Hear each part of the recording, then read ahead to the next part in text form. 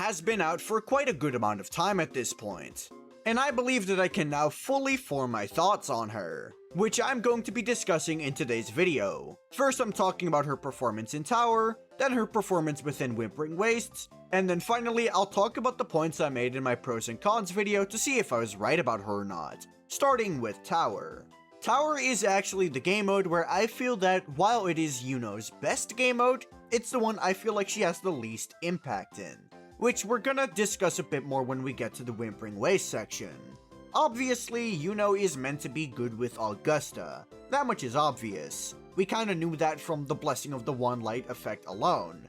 But the thing is, Augusta was already an incredibly powerful character for Tower of Adversity, and while Iuno is an upgrade over Mortefi, I still don't believe that she is big enough of an upgrade to really justify getting her for meta purposes only. Mortefi Augusta is still an incredibly good combination, and yeah, sure, Iuno is better, but is being better really enough to justify that amount of pulls? We're going to be talking about it a bit more later on, but I'm just trying to tell you why I believe that Iuno is not a very impactful character when it comes to Tower. Well, at least when it comes to Augusta, because unlike other Sub DPS characters, Iuno is actually pretty good with multiple carries. She works pretty decently with Zani, where she is a downgrade over Spectre Rover and Shorekeeper, but still a pretty good option. She also works well with Phoebe, basically being around the same ballpark as all the other teams, like for example the Shikona and the Mortefi teams. The character that I have seen pretty good improvements on is GN. GN is now a character that feels more competitive, but he's still not top tier, which, you know, makes sense. Also, Iuno doesn't really solve GN's major issue. GN's primary issue in Tower for quite some time now has been bosses, and the fact that GN, a lot of the time, just can't consistently hit them. There's a lot of bosses that just run away from you at times, or go into the air, and GN can't deal with that. While Iuno does have ranged abilities, which means she's able to hit enemies while they're in the air, this still doesn't solve the issue with GN. The reason that Iuno is good with GN is also not exactly because of buffing GN, because in fact she buffs GN less than Mortefi does. It's more so because her personal damage is so stupidly high that GN really gets to piggyback off of Iuno's success. So it really feels like GN is kind of being wheelchaired through his problems. But that's beside the point. DPS Iuno is also actually really solid in Tower. It's among some of the better teams if you ask me. Sure, it's no top tier team, but, well, it is actually pretty good. I can clear the Tower pretty easily with the Iuno DPS team, which is very nice to see.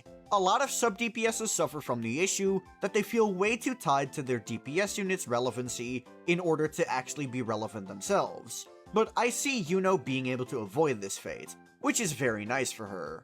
And that brings us to Whimpering Wastes, where while I do believe Iuno is less good in Whimpering Wastes compared to Tower, she has a lot more impact in this mode if you ask me, especially when you give her signature weapon.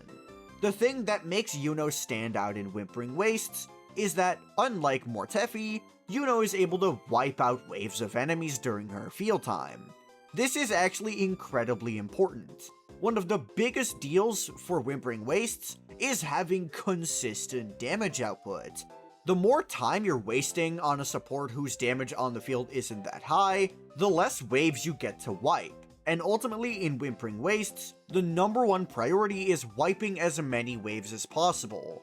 Mortefi doesn't really wipe that many waves on his own, with a lot of his damage coming from his coordinate attacks, which are during Augusta's field time. But with Iuno, that's not really an issue. Her damage is basically only when she herself is on the field, which means that while you're playing Iuno, you're constantly wiping out waves, especially with your Liberation. This leads to massive buffs and scores for Augusta, and it makes me very confident that Augusta is now one of the best DPSs for Whimpering Wastes, assuming you have Iuno. Much like what I said during the Tower segment, Iuno is also good in multiple other teams in Whimpering Wastes, and it's for very similar reasons as with the Augusta team, being the fact that, well, Iuno gets to do a lot of damage to waves of enemies while you are playing her. For example, a team of Phoebe, Iuno, and Shikona will probably do better than a Shikona Shorekeeper team, because during Shorekeeper's field time, there's really not that much that's happening damage-wise. Zani is a bit of a different story because if you're good enough at Quickswap, you're able to exploit Zani's very long animations to apply more frazzle in the middle of your Zani rotation, but most people aren't going for this. So again, Iuno seems to be a very good option for these characters because she has a lot of personal damage, which allows her to wipe waves of her own. Sure, in some teams she'll be a bit more of an awkward fit than others, but that's just kind of the price you pay for a character that works with multiple other characters. You're not really seeing anyone play Zhezha out of a Carlotta or a Jinshi team anymore, but Iuno has way more flexibility in this regard. As for Iuno DPS in Whimpering Wastes, I wasn't that impressed. It is pretty decent, don't get me wrong here, but I personally don't believe that the character is that good for Whimpering Waste if you're trying to DPS her. A lot of her damage is centered in her Liberation's nuke, which can wipe waves. But here's the thing, in the DPS rotation, you're using it right after Arc Beyond the Edge, which puts you very high up into the air. If you use your Liberation too early, you could just straight up entirely miss your Liberation. And considering just how much damage it does, this can be very negative for your overall clear score. Iuno DPS is pretty decent in Whimpering Wastes, but I'm not gonna go out of my way and call it some kind of insane team, because that would be a lie, it's just decent. And that brings me to the points I made in my pros and cons video, starting with Iuno's incredibly high damage output. I think this one speaks for itself, it's very true. Iuno basically throws almost every single sub DPS under the water when it comes to damage output. Her Liberation alone might just deal more than half of the damage that your Phoebe in Confession mode is doing, and that is with only Shorekeeper buffs. Iuno's damage output is just kind of ridiculously high. I think that no one can really deny that when it comes to sub DPS characters, Iuno and Brant are the top dogs. That should be pretty obvious by the fact that they both have main DPS teams, while other sub DPSs don't really do that. Other than Phoebe, but she has an entirely dedicated mode for it. Next up, I said that Iuno works with plenty of DPS characters, which, if you've been paying attention to this video, is very true.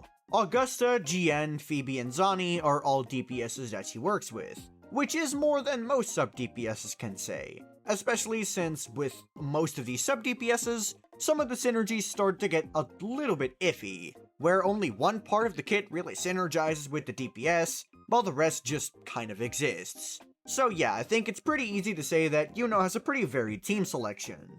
I also said that she can be a main DPS herself, which, again, I've talked about this in a video. Her main DPS team is pretty decent. It's actually pretty good in tower, and in Whimpering Wastes, it should be good enough to clear. So yeah, again, that's true. I also said that she is capable of healing teammates, which, I mean, yeah, that's just in her kit. You can't really deny that.